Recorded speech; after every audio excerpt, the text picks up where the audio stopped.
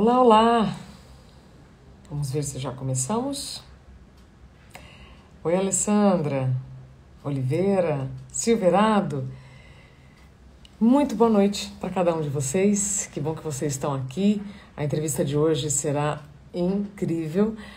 Em todas a gente aprende, mas na de hoje eu tenho certeza que vocês vão aprender, vão se comover e espero também que vão compartilhar também essas informações, porque ao longo dela eu vou e a Amanda vamos transmitir alguns números para vocês que eu tenho certeza que vai fazer bastante sentido. Bom, antes de eu dividir aqui a tela com a Amanda, eu quero dar um beijo aqui. Minha mãe está aqui me prestigiando, Dona Luzia, ela fica brava, chama de Dona. A Patrícia Pimentel, linda da PPcasting. Olha, se eu pudesse falar aqui o nome de todo mundo, a Diana, Sandra, enfim, sejam todos muito bem-vindos. Eu fico muito feliz quando eu vejo vocês aqui. E agora eu ficarei mais feliz ainda ao dividir tela com a Amanda Ramalho. Gente, a Amanda é uma comunicadora fantástica e nós nos conhecemos lá no podcast dela, Esquizofrenóias, e assim que ela entrar, pronto, Oi, vamos começar. Tudo bem, lindeza? tudo bem e você? Olha, toda maquiada, tô Ai, você gostando, viu? pessoal. Fiz. Ai, porque, sei lá, não tem mais motivo pra se maquiar, eu me maquio nas lives. Isso é Pra gastar autocuidado, maquiagem né? também, né? Pra gastar maquiagem, né? Vai passar da validade, sei lá. Agora vem cá, você tá tomando o quê? Vinho branco ou água? É água.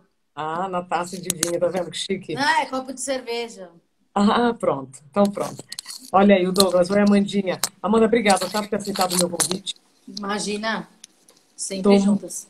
muito feliz de dividir o seu tempo com todo mundo que está nos acompanhando para a gente falar sobre ansiedade, depressão, qual é a relação, e a gente falar de uma forma bem quebradora de tabu, né? O que é a ansiedade, o que é a depressão e como ela está muito mais do nosso lado do que a gente pode imaginar, né? Sim.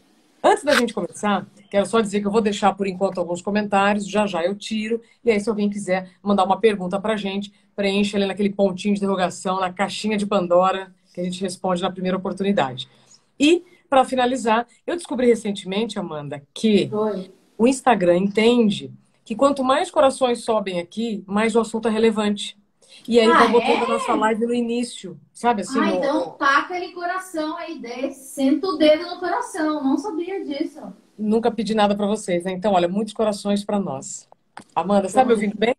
Tô ouvindo, tá? Você tá me ouvindo bem? Sim, senhora. Ó, Sandro Chagas já disse, a depressão é um mal que as pessoas ainda nem têm noção dos perigos. Já vamos falar sobre isso. Antes, Amanda, eu queria que você se apresentasse, porque se a gente fizer um recorte, vou fazer o que eu gostaria que fizessem comigo, tá? Se alguém fizer um recorte, quem é Amanda Ramalho? Comunicadora, criadora de conteúdo, ela é responsável por um dos melhores podcasts de saúde mental do Brasil, que chama Esquizofrenóias, e também trabalhou mais de 10 anos no Pânico, Rádio e TV. 15 anos, 15. metade da minha vida. Pronto. Mas você é muito mais do que isso. Sim, sim. Então, eu gostaria de dar a palavra para você dizer quem é Amanda Ramalho. Bom, eu sou. É difícil? Nossa, pera, calma. Pensa. Eu sou uma pessoa que lida com alguns espectros da saúde mental e como eu trabalhei por muitos anos com comunicação de massa, né, com uma grande emissora, tudo, eu sempre senti que faltava um propósito, porque quando você faz entretenimento, você entretém, né? Daí você fala, tá, mas o que isso muda na vida das pessoas? Eu sempre tive esse questionamento, mas eu nunca soube o que eu queria fazer. Eu sempre fui de rádio, então eu tenho mais facilidade de me comunicar por áudio. Então, uma produtora acabou me chamando para gravar um podcast e eu falei que eu gostaria de falar do assunto que mais me interessava, porque eu tenho uma vivência com saúde mental desde a infância, adolescência, e eu queria falar sobre isso. Só que eu não tinha certeza que isso pudesse despertar o interesse das pessoas. Porque, sei lá, pra mim era uma coisa que só eu me interessava. E daí, quando eu fui gravando os programas, eu fui percebendo que era um programa educativo, um programa para as pessoas que conhecem alguém que sofre, para as pessoas que sofrem e para as pessoas que têm curiosidade. E o podcast já tem 3 anos e eu estou muito feliz porque é uma coisa que finalmente eu achei o meu propósito, né? Que é falar de uma coisa que é presente na minha vida, não é um assunto que eu tipo me interessei porque estava na moda, etc. É assim como você, é uma motivação totalmente pessoal e eu acho que isso que faz com que as pessoas gostem da gente, né? Gostem do nosso trabalho, porque a gente fala com verdade e a gente também fala em primeira pessoa. E eu vejo que às vezes quando vem um profissional de saúde mental, às vezes ele pode afastar o público porque tem uma linguagem mais técnica, etc. É importante sim, mas eu acho que para a abordagem inicial das pessoas que se interessam pelo assunto, eu acho que falar em primeira pessoa humaniza mais. Acho que eu Perfeito. falei certo? Perfeito, arrasou. Olha, gente, coraçõezinhos aqui do lado, tá? Recomendo. Ai, eu adorei isso do coração. Pois é, uma amiga toda envolvida aqui na internet que me ensinou. E recomendem também, né, nesse aviãozinho aqui, para quem vocês acham que vai se beneficiar, que vai aprender com esse assunto. Amanda, nossa, já falou um monte de coisa, preciso me concentrar aqui, porque senão vai passar de uma hora. Quando você falou faltava um propósito, porque nós que trabalhamos como jornalistas na comunicação, a gente muitas vezes tem que entrevistar pessoas, fazer ou reportagens que não necessariamente a gente Se acredita, interessa? É. valide, se interessa, mas você tem que ir lá. Eu acho que a maturidade também vai trazendo para nós um senso de responsabilidade. Então tá bom, então deixa eu ver o que eu vou fazer aqui com o meu dom, com o meu talento, com o que eu sei fazer, né? É E isso. agora então você tá na saúde mental. Tô na saúde mental, Esquizofrenóias também vai ser um livro e vai ser uma série e vai ser muito legal porque é realmente muito natural, assim. Eu não faço nada que me deixe mal. Porque eu até estava falando hoje tava tendo um curso do YouPix e eu acabei dando uma fala. A gente tem que saber também o que te faz bem, né? E o que te faz mal. E dizer não para as coisas que te fazem mal. Eu já disse muito sim para coisa que me fazia mal. Eu também. E isso reflete no nosso corpo, na nossa cabeça. Então, acho que quem puder falar não é muito importante. Conseguir falar não. E a gente não foi ensinado a falar não, né? A gente tem que ser a menina boazinha, que sim, que legal, vamos. Mas não é assim, né? Porque só a gente sabe o que vai causar sofrimento na gente. E às vezes pode ser uma coisa muito pequena e que as outras pessoas não vão entender. E mesmo assim você tem que se proteger, né? Eu acho que você falou do autocuidado, é isso. Também dizer não é um autocuidado. Totalmente. O não, ele é positivo, ele é preventivo, né? Ele te Uhum. preserva de um monte de coisa. Agora, Amanda, você, quando foi direto, né? Saúde mental, você encontrou resistência nas pessoas, sabe, que começaram a te acompanhar e viram que você estava indo para essa tendência nesse assunto? As pessoas que me conhecem há mais tempo acham que eu tive depressão na minha saída do pânico. Isso não é verdade. Eu sempre tive depressão, desde criança. Mas não era uma coisa que eu falava. Eu percebi que falar que você tem algum diagnóstico é uma saída do armário. Então, existem essas pessoas que resistiram assim, nossa, mas ela está em depressão e ela quer falar disso. Que doida, como uma doida pode falar de depressão? E tem as pessoas que começaram a me entender. Falar, então por isso você não sei o que, não sei o que lá. Eu acho que tem muito julgamento. Eu percebo que ainda tem muito julgamento, mas a gente tá aí, né? Porque, meu, trabalhei 15 anos na Jovem Pan, então eu recebi muito julgamento. E o julgamento de hoje, para mim, é muito mais leve, assim. É estranho porque eu sempre fui a pessoa mais odiada do programa e agora existe... As pessoas são muito carinhosas comigo. No começo eu achava muito estranho, porque eu nunca recebi esse feedback tão positivo. Daí eu achava até estranho, assim, mas agora eu já me acostumei a gostarem de mim, então obrigado por gostarem de mim. Como você é. Amanda, e o ambiente que você viveu, por ter uma posição autêntica, crítica, isso, de uma certa forma, potencializou aquilo que você já tinha na infância? Que você você disse que você já tinha depressão na infância. Sim. Você acha que se você não tivesse num ambiente tão exposta, né, tendo que colocar sua opinião e, ao colocar a opinião, você tem o julgamento, isso contribuiu? Com certeza, mas, por outro lado, contribuiu para um lado muito bom. Porque, dentre esses meus diagnósticos, eu sou fóbica social. Então, eu tenho pavor de situações públicas.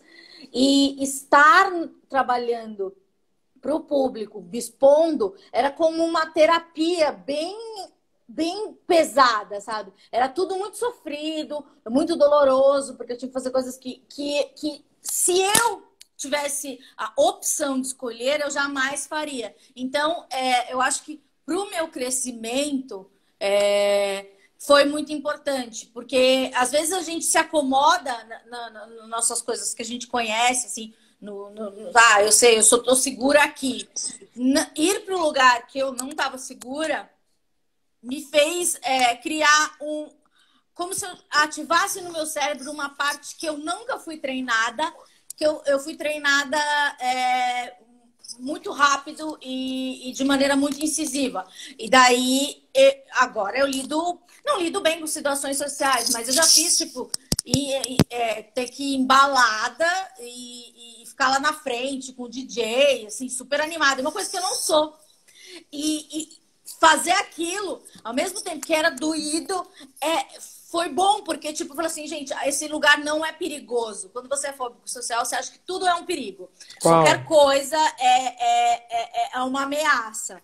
Então, você vivendo aquelas ameaças, para mim, principalmente festas, situações sociais, assim, para mim, são as mais difíceis.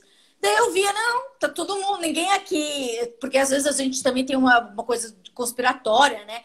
Mania de perseguição. Porque quando você é ansioso, você pensa em todas as possibilidades do mundo. Daí você chega lá, as possibilidades não são realizadas. Porque isso é uma festa, são só pessoas. Então, acho que isso me ajudou muito. Eu acho que mais ajudou que atrapalhou, acredito. Ótimo, então você consegue ver hoje, né, antes o que era imaginário, o que era real. Você imaginava e na real você vê que não era nada daquilo. Nada. Agora, ou seja, você é uma menina muito corajosa, né? Porque você, cara, foi trabalhar no rádio. Já falamos sobre isso. Não, faz de conta que a gente está se conhecendo agora, tá? Então nós vamos repetir algumas coisas. Mas é isso mesmo. É que você sabe que eu falo, eu não sou corajosa, sou eu.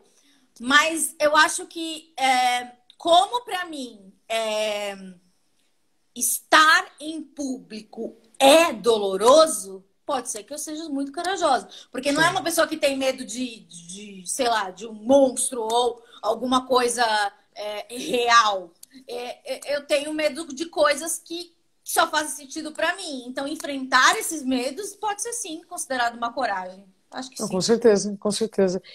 Outro dia o Cortella, ele falou, né, na live, ele sempre fala a diferença do medo e da paralisação.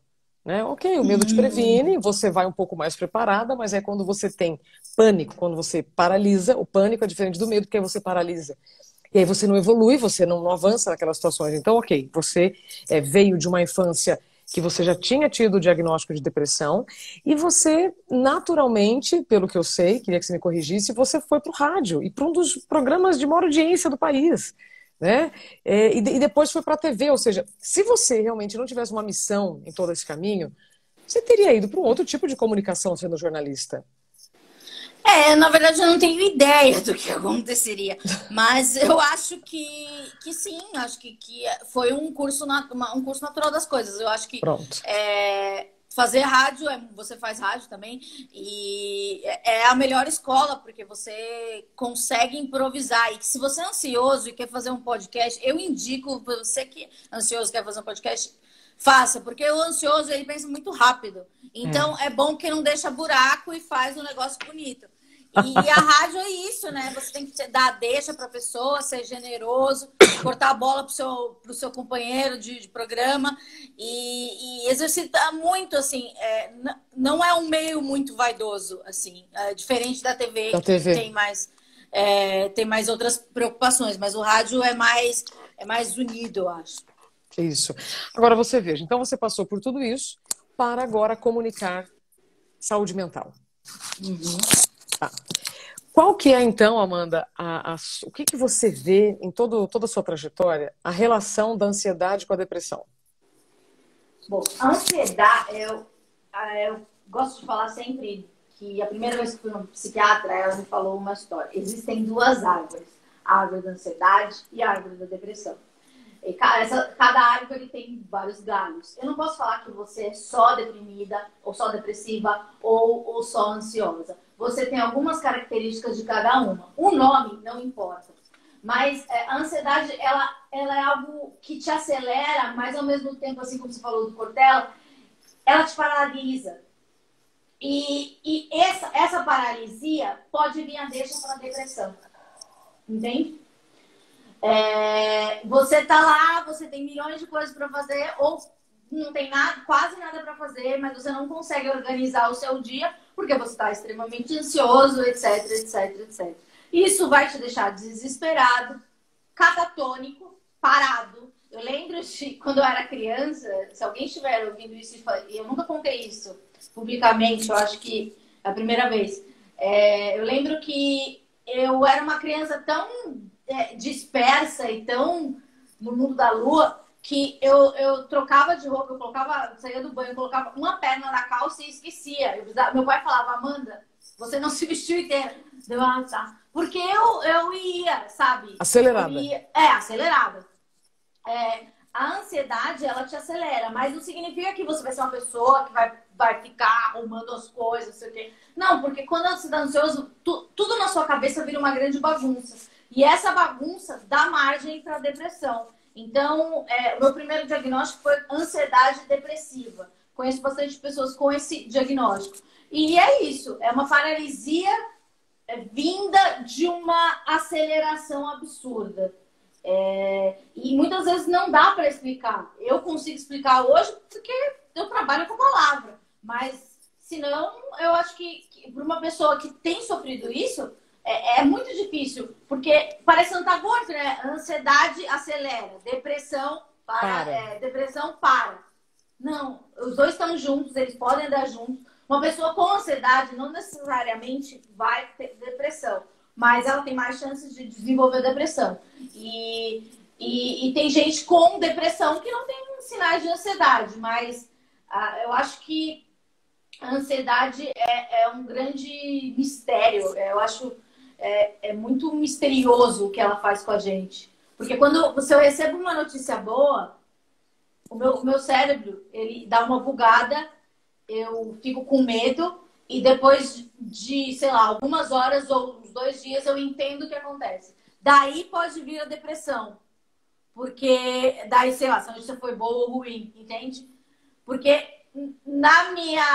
se você me contar alguma tragédia agora, pode ser que eu não entenda. Eu tipo, legal. Mas depois eu vou sofrer, entende? É um delay. É uma espécie de delay, podemos assim dizer. Ansiedade ou depressão? A ansiedade. No meu caso, ansiedade. Porque tem um tipo de ansiedade que é o despersonalização. Que você meio que sai do seu corpo e você não tem controle. Sabe quando você fala uma frase automática que só seu cérebro está programado?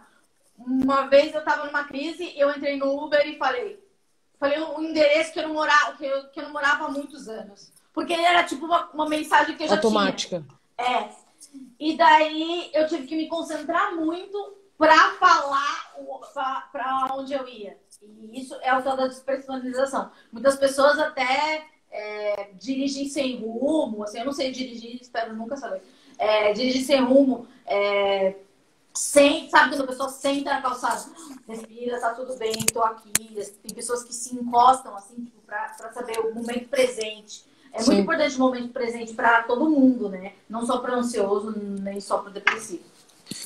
Amanda, te ouvindo, eu lembrei de uma frase da psiquiatra Ana Beatriz Barbosa Silva. Você já viu os trabalhos dela? A Acho que doutora Ana sim. Beatriz, ela é Ah, autora sim, daqueles sim. livros Mente Psicopata, Sim, sim, Mente sim, sim. Depressiva e tal. Ela tem uma frase que é assim: ansiedade é excesso de futuro, estresse é excesso de presente e depressão é excesso de passado. E aí, em uma das entrevistas que nós tivemos juntas, ela me disse o seguinte: assim como o estresse, a ansiedade ela é necessária para a gente ter impulso, criatividade, etc. e tal. O que nós estamos falando aqui, gente, é da ansiedade ou do estresse, que nós já vamos falar, em altas doses. E a É um ansiedade, como ela me transtorno. explicou, patológica. Porque uma coisa é você pensar no futuro de uma maneira positiva. E a ansiedade Aham, patológica, você só vê o lado negativo do futuro. aham. Sim, sim, É sim. isso mesmo? Sim. É importante salientar que todo mundo tem ansiedade. É um Sim, sentimento. sim, Mas a gente está falando de transtorno de ansiedade. Vamos dizer que é uma descompensação e a maioria, algumas pessoas terão que tomar remédio junto com a terapia e isso. outras pessoas só a terapia resolve. Pronto. Chegou no assunto super importante. Algumas pessoas remédio e terapia, outras só terapia. Mas a terapia é Uhum. fundamental, né? Em todos os Ah, casos. eu acho que sabe, a pessoa não precisa nem ter transtorno nenhum. Eu acho que a terapia é importante para todo mundo. Assim, se Inclusive eu como pudesse, né? manutenção, né? Manutenção, para não deixar nada Claro, acontecer. claro. E a terapia é muito legal que a gente se ouve, né? A gente fala. E se a gente fala uma besteira, a gente já tá ouvindo a besteira e falando, nossa. Daí você nem precisa do terapeuta, você mesmo falando, nossa, eu tô viajando. É, Porque a gente precisa se ouvir. A terapia é isso, um alto-falante. Daí o seu terapeuta vai te direcionar com o estudo que ele tem, né? Pro que ele quer e para onde você deve ir.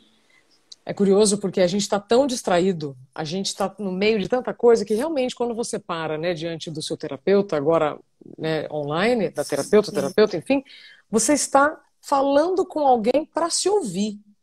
Porque sozinho é, esse exercício é mais difícil. Você tocou num ponto muito bacana. Eu estava dando uma olhada, né, na página do Esquizofrenóias, que eu recomendo todo mundo, tá, gente? Amanda Ramalho e Esquizofrenóias. Já segue, né, as duas páginas que vocês só vão aprender. O obrigada. mínimo que vai acontecer é muito aprendizado. Você diz lá, muitas vezes o diagnóstico correto pode levar anos, Sim. né? E tem uma outra coisa que eu falo. Se adaptar a um remédio ou se adaptar a um médico é um relacionamento, então não significa que o primeiro já vai dar certo e Sim. também não dá para desistir diante da primeira tentativa. Então, eu queria que você falasse sobre os seus diagnósticos, porque em algum lugar eu li que você passou por vários psicólogos. Sim, eu já passei por vários psicólogos. Assim, a primeira psicóloga que eu fui, não, já fui, eu ia com criança, minha mãe já tentou me botar, mas não rolou. Daí eu fui com 15 anos e eu passei um ano inteiro mentindo para psicóloga porque É eu alta. queria ter alta, né? E daí eu chorava muito, muito, muito, muito, dos 15 aos 16 anos. Daí eu cheguei um dia em casa e falei, mãe, vai lá e fala que eu não quero ir mais, porque eu era tão cagona que eu não conseguia nem falar pra ela que eu não queria ir mais. Daí minha mãe foi e ela falou assim, ainda bem que a senhora veio aqui, a sua filha tem uma depressão profunda, ela só chora e mente, ela precisa de um tratamento medicamentoso também. Só que como eu não conheço ela, porque eu sou mentira, eu não consigo, eu não tenho coragem de falar. E daí minha mãe chegou em casa com aquela bomba, né? Falando que eu teria que tomar remédio, etc, etc. Eu achando que eu ia me livrar da psicóloga, ela colocou mais uma pessoa na minha vida. E daí fui nessa psiquiatra que ela falou que eu tinha ansiedade depressiva. E por muito tempo fui sempre com remédio para ansiedade e para depressão. Uma coisa interessante é que às vezes pode ser até o mesmo remédio. Porque os antidepressivos em doses pequenas, eles combatem a ansiedade. Não como aqueles antidepressivos que você fala, estou ansioso, vou tomar um agora, estou relaxado. Não, como um tratamento contínuo. Mas eu não respondia ao tratamento da época, os mais modernos. Então eu tive que ir para um remédio muito antigo, numa quantidade muito absurda. E daí, tipo, fui levando a vida. Como a minha ansiedade, ela é basicamente frio na barriga, como, sei lá, se eu fosse como chama aquilo? Montanha-russa. Tá. Eu sempre tenho essa sensação quando eu tô ansiosa. E o remédio, o tratamento contínuo, me fazia perder esse frio na barriga. Eu nunca me interessei por terapia. E daí, sei lá, até tentava um monte de terapeuta e nada. Não rolava. Não rolava, tipo, não tava afim, ou a pessoa falava, meu, mas a pessoa, sei lá, minha amiga, tô pagando pra pessoa ser minha amiga. Ou, sei lá, eu não conseguia ter a profundidade. Daí, eu tive uma crise mais aguda, com uns 26 anos, e daí eu sofri uma internação, e uma amiga minha, que era minha ex-chefe, ela indicou um terapeuta que ela confiava, que era o terapeuta dela, e eu me trato com ele até hoje, são quase 10 anos. E é isso, tipo, depois que eu entendi, eu entendi que a terapia desse jeito que eu faço me fazia bem, agora tipo, até o remédio faz mais efeito, né? Perfeito. Porque eu consigo achar, conversando semanalmente, eu consigo achar a raiz daquela no meu friozinho na barriga que pode chegar a qualquer momento. Não significa que eu seja curada, nada. Às vezes volta.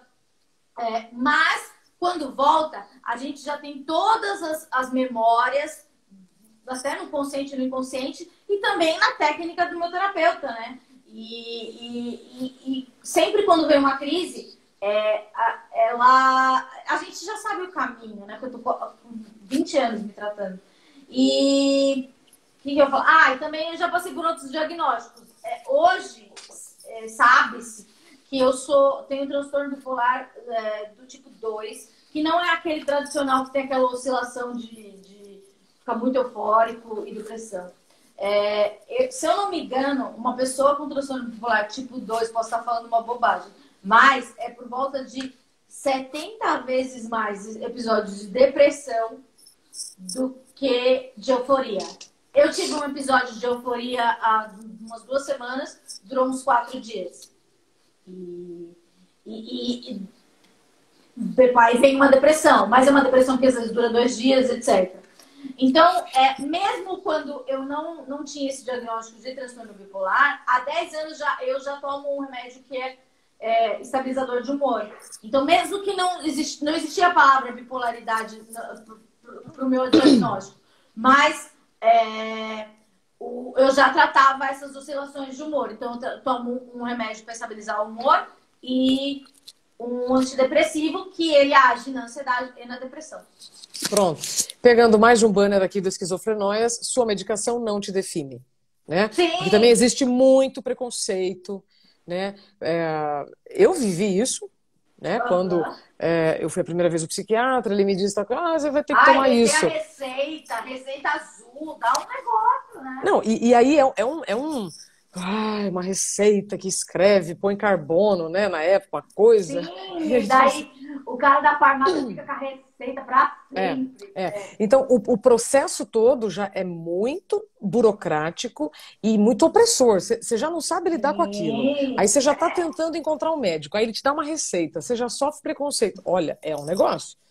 Sim, mas você tem um preconceito e fala, remédio de cabeça, às vezes é tarja preta. Então. Horrível. Dá medo. Agora, Amanda, existe muito preconceito em relação à medicação e eu quero aqui, antes de passar para o próximo assunto, dizer e ter aqui o seu apoio o seguinte: se você tem a recomendação de um remédio, aceite, porque este ser humano que tem uma habilidade, que estudou para te dar esse diagnóstico, ele está fazendo isso para o seu bem. Né? E aí eu brinco assim, beleza, você tá com vergonha que você vai ter que tomar um remédio todos os dias? Quem tem problema na tireoide tem que tomar remédio todos os dias. E se alguém, Amanda, chegar para quem tem, né, preconceito e falar assim, olha, toma esse remedinho aqui todo dia para você não absorver a gordura do almoço, duvido que vai ter preconceito. Claro, isso mesmo. As pessoas não querem. Você tá tão diferente da última vez que eu te encontrei. Por quê? Você tá mais bonita. É? Sua pele tá mais bonita. você tá mais bonita e na sua Obrigada. fala eu tô sentindo mais amor. Mais amor. Não é que antes não tinha, mas Eu eu tô acho que sentindo. naquela época eu tava meio tristinha. Tava o quê? Eu tava tristinha, eu acho. Não lembro. Hum, Mas então, e eu tenho isso. Eu mostro muito. Eu mostro muito. Eu não sei mentir. não Então, sabemos. isso é bom, né? Pois Mas é. hoje eu tô bem. Pronto, ótimo. Você falou que quando você sente ansiedade, você tem frio na barriga. Yes. O que que te dava frio na barriga e o que te dá frio na barriga hoje depois de tudo que você fez? Cara, nada. Nada no sentido de eu ainda acordo no meio da noite com frio na barriga. É uma reação orgânica. Por isso que, Sério? por isso que eu não ia, eu não achava que eu precisava de terapia. Porque era tipo do nada. De repente, minha barriga tá com frio. E olha, eu te falo que o que me dá, eu acho que o frio na barriga é como é a coisa mais presente na minha vida. Eu não sei ainda identificar. Mas eu sei quando eu tenho. Quando eu tenho que tomar alguma decisão muito importante, atrás da minha coxa, não sei que músculo é esse, eu começo a travar. Teve uma época na minha vida que o médico achava que eu tinha fibromialgia, porque eu era travada inteira.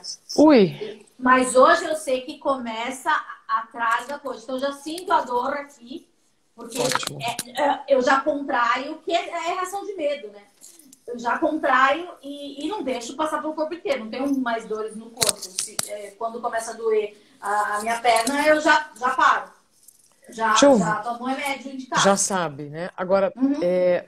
conversar com a dor é importante. Você falando, eu lembrei do Padre Fábio, que quando ele teve os diagnósticos, né, de síndrome do pânico, ele depois só começou a amenizar todo aquele furacão que dava, quando ele começou a conversar com a dor. Ah, então pera lá, eu tô com medo do quê? Ah, tô com medo de pegar esse elevador? Então tá, então eu vou de escada. Um exemplo, tá? Tô dando um exemplo bem simples. Uhum. E aí, falando nisso, em conversar com a dor, eu queria entender a sua experiência. Ignorá-la é pior, você deixa ela maior, né? E quais são os sentimentos que você foi se especializando?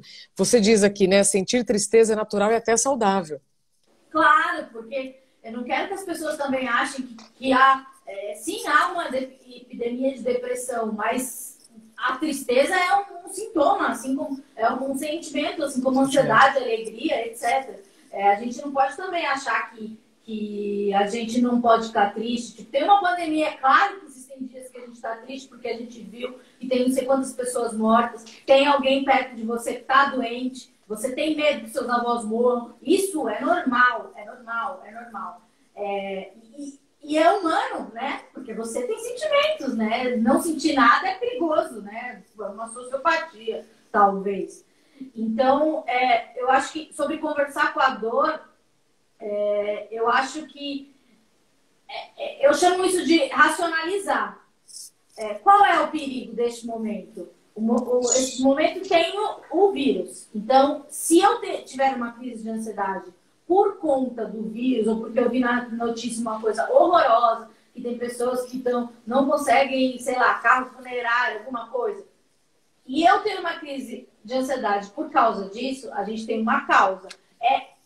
O meu desespero, ele pode ser um pouco exagerado, mas ele tem uma origem. Eu acho mais preocupante, e os profissionais acham mais preocupante, quando você entra em desespero e você não sabe. Que daí entra um pouco pra galera da síndrome do pânico, né? Porque eu já tive alguns episódios que você tá com medo. Eu tô com medo de ter medo. E isso é a coisa mais irracional, porque você sabe como é ter medo, você já tá sentindo medo e você tá verbalizando. E ter medo de sentir medo, ou ter medo de falar, eu tô com medo de sair na rua e desmaiar. Qual é a lógica disso? Mas na nossa cabeça tem lógica. O meu terapeuta falou uma coisa que eu acho muito bonita e engraçada, e um dia eu vou postar isso. Amanda, o seu problema, ele é do tamanho de um calo, mas ele dói como um câncer. Então, eu vou tratar dele como um câncer. Não importa se a sua dor, o motivo da sua dor seja o menor do mundo, sair na rua, ou atravessar a rua, ou assalto, alguma coisa. O que você sente sobre a sensação de sofrer um assalto, é isso que deve ser tratado na terapia. Entendi. Uau! Olha, você falou, tá escrito aqui, gente. Vocês precisam entrar nessa página, tá? Esquizofrenóias, por favor. Quando estamos depressivos, qualquer coisa não faz pensar em muita coisa. Então é isso. A ameaça, ela pode ser pequena, mas você deixa ela de um tamanho maior. E isso... tem uma outra frase que uma psiquiatra falou para mim também. A ansiedade é um alerta de tsunami que nunca vai chegar. Perfeito. Perfeito. Tá aqui, ó. Tá a sirene aqui, doidona. Não tem nada. É isso a ansiedade. Aí você tem que olhar para a sirene e falar assim, beleza, já entendi o que você quer me avisar, eu sei me cuidar. Como se fosse assim de uma forma Sim. geral. Simples, é bem simples, na verdade. Então, é simples depois que a gente faz terapia, né, gata? Sim. Gente, façam terapia, é legal. Eu ia te falar sobre isso agora porque o burnout não tem cura, você tem controle. Assim como diabetes, você não tem cura, você tem controle. Ansiedade e depressão, como o padre Fábio me disse, você tem lá o gatilho. Você já sabe qual é o gatilho, né? Eu costumo usar, gente, um exemplo que eu usava, nossa, lá atrás, né? Quando tem o alerta de incêndio na floresta. Então tem o verde para o vermelho. Então você tá aqui no verde, né? Tá bem, tá tudo indo bem, terapia, tá tudo ok. Você tá indo ali oscilando entre o amarelo, verde, amarelo, verde, amarelo, verde. Aí acontece o negócio, você vem pro laranja. Aí você vai indo pro vermelho. Você tá vendo a situação indo pro vermelho e você não faz nada. Pronto, aí é um problema. Sim. Então, quando você já tem consciência, né, de tudo isso, aí é um grande problema. Amanda, tem tanta coisa legal aqui no Esquizofrenóias que eu juro que eu tô tentando aqui ler e vou abrir aqui perguntas, tá? Porque o tempo tá voando. Isso daí eu pego eu ouço os episódios, daí eu decupo, eu transcrevo algumas coisas. Aqui você fala, inclusive, né, importante não boicotar o tratamento e o remédio não te define como não te resolve.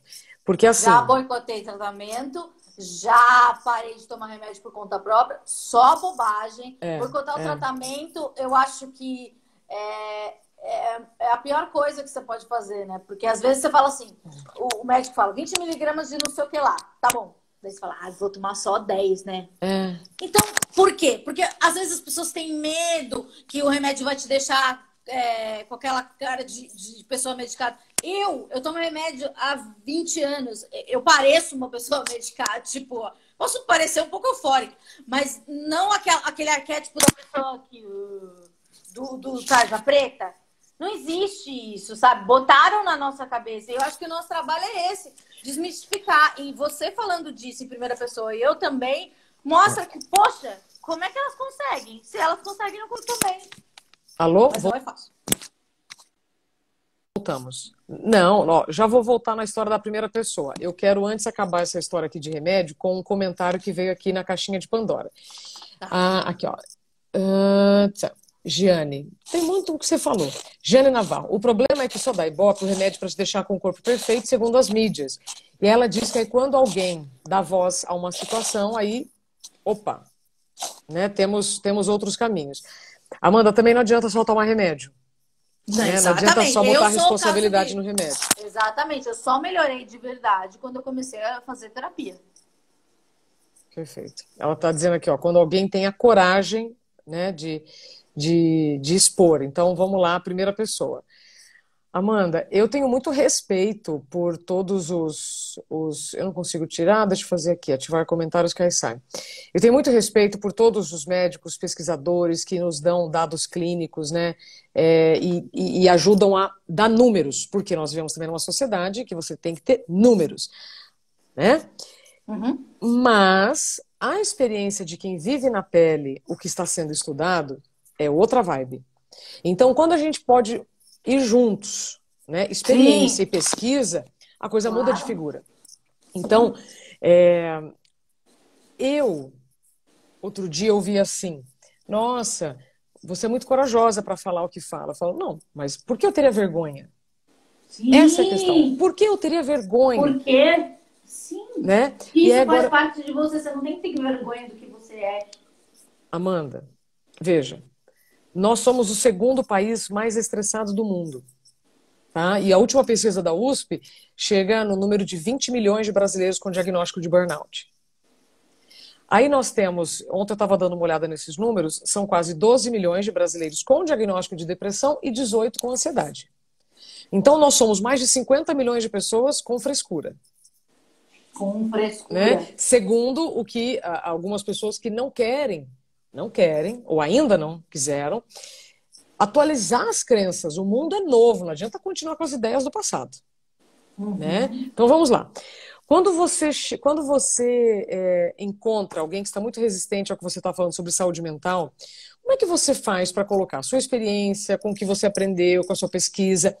Porque senão fica um papo que parece que você está falando grego. Você já viveu isso?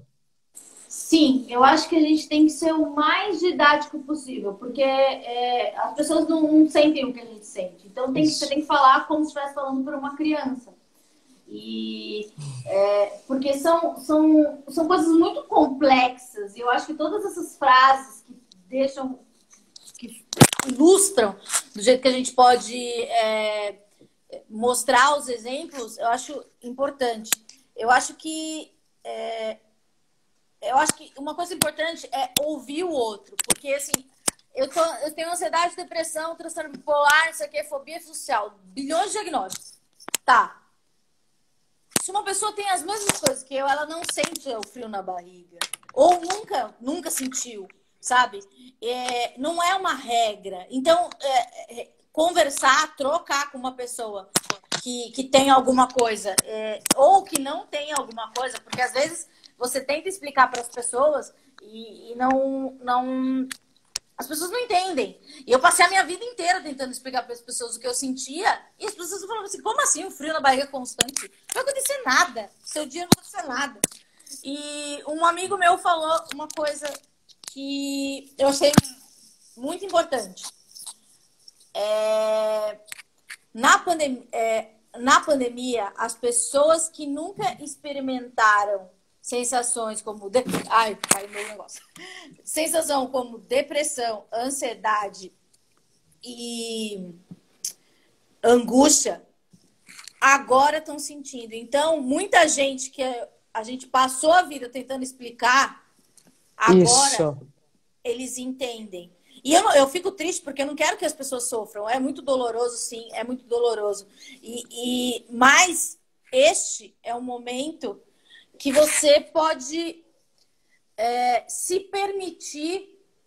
quer dizer, na verdade, você pode se permitir todos os momentos, mas eu acho que pela primeira vez na história, as pessoas estão se mostrando mais vulneráveis. Até aquelas mais fortes. Então, se tem algo bom disso tudo, talvez seja isso, que as pessoas sejam mais honestas e entendam um pouco mais o que está acontecendo com elas. Isso. Não sei se é uma brisa mesmo. Não, é perfeito. E me emociona quando você diz, não quero que ninguém sofra.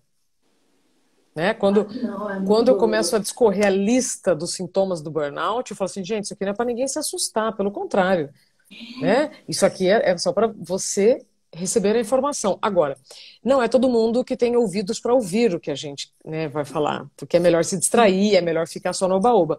Amanda, como as relações afetivas te ajudaram ou não te ajudaram em todo esse processo? Algumas me ajudaram, algumas não me ajudaram. Vamos não ajudar. Não ajudar é que, assim, existe um termo, né, no meio, chama-se psicofobia, que é aquele negócio, levanta da sua cama, vai lá, você é tão bonita, vai no parque, vai dar uma volta. O que eu queria é ter vontade de sair no parque e dar uma volta, mas eu não consigo, eu quero ficar no meu quarto escuro, porque aqui é um ambiente seguro. Para minha angústia. Isso a gente ouve dentro da nossa casa, na nossa família, na nossa galera que quer que a gente melhore. E teoricamente, isso é um conselho bom. Ai, vai lá, faz a unha, não sei. Até hoje, eu tenho fobia de ligar para as pessoas. E E durante anos, a minha mãe falava, Amanda, vai lá marcar o cabeleireiro, liga para o cabeleireiro. Nunca consegui, porque eu sempre achei que eu ia atrapalhar a vida dela, não sei o quê. Daí vem umas coisas que não fazem sentido na nossa cabeça. Eu vou atrapalhar a vida dela, não sei o quê, nananana. Daí, no final, quem acabava fazendo? A minha mãe. Por quê? Porque eu não queria me expor a esse estresse que era nada, né? Que é tipo, era só o trabalho dela, né? E muitas vezes as pessoas têm dificuldade de entender. Mas de coisas, pessoas que me ajudaram, eu percebo que os meus amigos, eu tenho amigos muito de muitos anos. E eles percebem a minha melhora. Falam, nossa, você era muito assim, você não sabia abraçar, você não sabia fazer nada, tipo, você não demonstrava nada, você só chorava no canto. Sim, eu era aquela pessoa. Então, eu gosto de sentir como as pessoas veem a minha evolução. Eu tô com constante evolução. É claro que eu vou chegar num nível que eu vou ser santo. Mas, por enquanto, não. Mas é muito legal você ver que se tratar pode ser um caminho novo. Eu lembro quando eu comecei a terapia direito, eu queria que todas as pessoas fizessem terapia. Eu virei a chata, falei, gente, faz terapia, é muito bom, não sei o que, salvou minha vida. Parecia que eu tinha me convertido a uma religião. Mas porque é um negócio que as coisas abrem, né? Sim. E eu acho que a pior coisa que uma pessoa pode te fazer é desmerecer o que você está sentindo. Perfeito. E isso acontece o tempo todo, né? Ou você tá falando assim, nossa, eu tô mal, não sei o que, a pandemia, daí vem uma pessoa e te conta um problema 13 vezes maior. Daí você fala, nossa, que merda, eu não consigo ficar feliz. E a pessoa que tem realmente um problema vive, sabe? E então é difícil, porque tipo, você começa a se comparar com todo mundo. E daí você vê que tá todo mundo feliz e sorrindo e no parque e você não. Não. A comparação é muito cruel. Você quer ir, mas você não consegue. E acho que a gente tem que começar por coisas pequenas. Tipo, beleza, você quer ir no parque? Tenta pelo menos abrir a janela e tomar um tanto de vitamina D, sabe? Pronto. Pentear o cabelo. Eu tinha muito isso, eu não penteava o cabelo quando tava em depressão. Amanda, a comparação é um crime, né? A comparação é muita crueldade. Meu pai. Recentemente eu vi um vídeo da Ingrid Guimarães falando justamente sobre isso. Eu te mando, tá? Esse vídeo, gente, vocês podem procurar no Facebook, tá fácil. Ingrid Guimarães, né? Quarentena, pandemia. E ela fala, gente, que é isso? As pessoas que meditam e estão lá plenas, né? Ela fala, eu tentei 10 vezes, não consegui, então o que eu vou fazer agora? Eu vou ter um problema porque eu não consigo fazer aquilo que eu quero fazer. Mas como eu vejo outras pessoas fazendo... positividade tóxica. Total. Aí... O pessoal fazendo... Gente, tem gente que acha que tá fazendo um serviço, mas é só um desserviço, né? Tipo, gratidão. Legal, eu sou gratidão também. Mas tem dias que eu não sou gratidão. Sim. Ó, só isso dá pra gente fazer uma live, tá? Vamos fazer depois uma outra sobre isso, né? Por favor. Você falou agora uma coisa muito bacana, buscar tratamento é muito melhor do que permanecer como está, né, gente? Existe uma fase de resistência, mas... e aí eu volto com a ajuda da pessoa certa.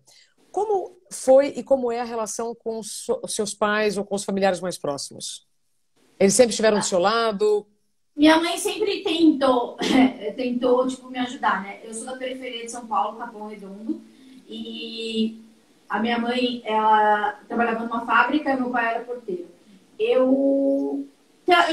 Nós não tínhamos informação sobre nada, e eu era criança assustada, apavorada, então minha mãe me levava desde benzedeiras a cardiologista porque meu coração disparava.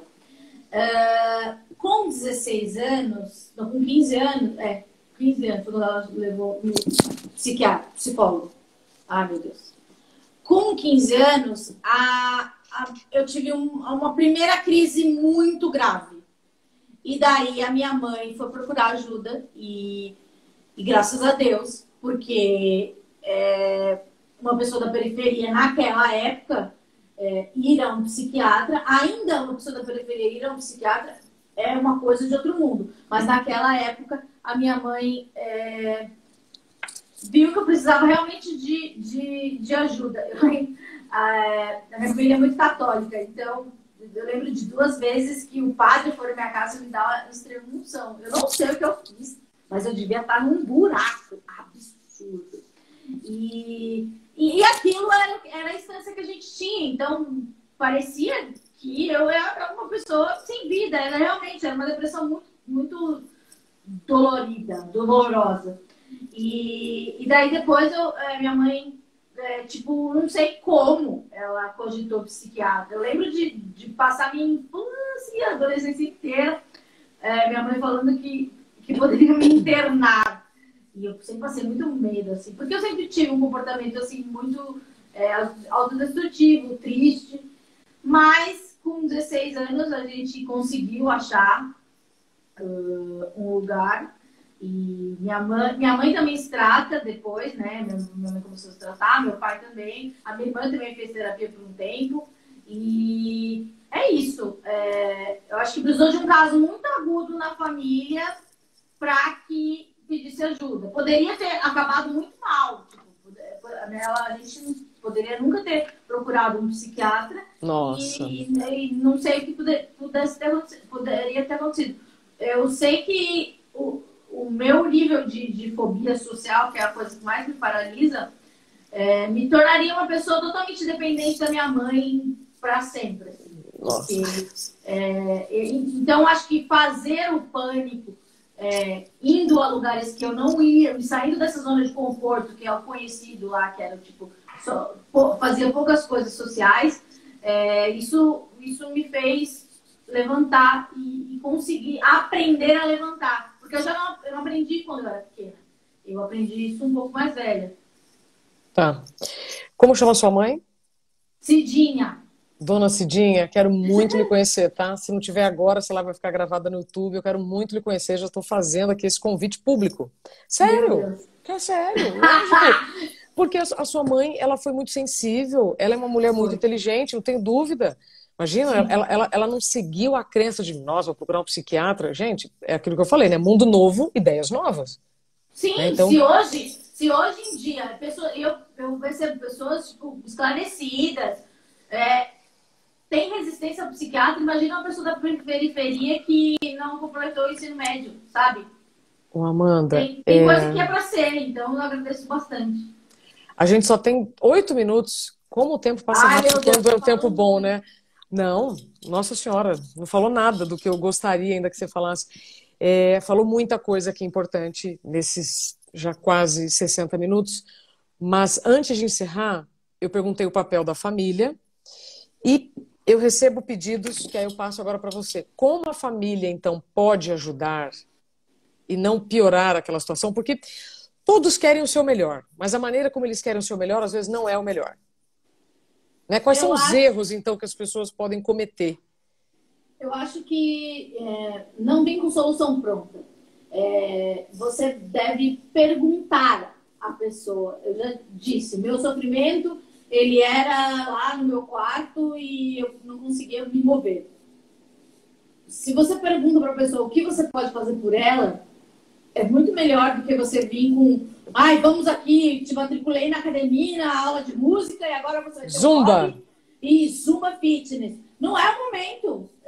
Pode ser que exista esse momento, talvez esse momento nunca exista. Acho que ter a generosidade de perguntar. E muitas vezes a pessoa, se ela tiver realmente uma depressão muito grande, ela vai falar, eu não quero nada. Eu passei a minha vida inteira que eu vim perguntar qual a coisa que você mais gosta da vida. Eu falava, nada. Tipo, não tinha uma coisa. Eu falava, isso é da hora, eu amo fazer isso, eu sei andar de skate, isso aqui. Não, nada era legal pra mim. Porque era químico, entende? Então, pensando que é químico, a gente, pensa no cérebro como um órgão vital e que ele está com problema e o órgão, como é o principal órgão, então ele afeta todos os outros órgãos e o nosso comportamento. Tá. Olha só, eu acho que aqui é uma boa pergunta para a gente abrir e para encerrar. Como reagir ao sofrimento diário? Não encontro ânimo. Eu queria, Amanda, antes de partir para suas considerações finais, te perguntar o que sente uma pessoa que, por exemplo, quando fala não encontro ânimo, né? Você disse que vivia em um sofrimento, né? Uma tristeza Aham. diária. Isso significa o quê? É uma apatia? É você não se comover pelas coisas? Me corrija. É uma ausência, eu acho que é uma ausência, é uma vontade de querer sentir algo, mas você não sente nada.